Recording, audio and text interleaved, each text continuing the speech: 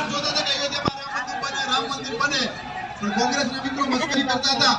અને થોડા સમય પહેલા જ અયોધ્યામાં રામ મંદિરની આનો પ્રતિષ્ઠા વિડિયો ઉતારવાનો છે.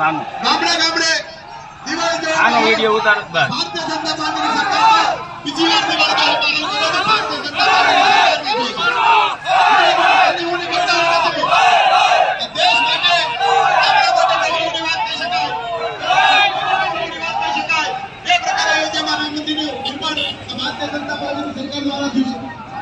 તેવી જ રીતે દેશના સીમાડા સુરક્ષિત રાખવાની વાત હોય, દેશના સીમાડામાં ગમે ત્યારે ગોળીબાર થતા હતા.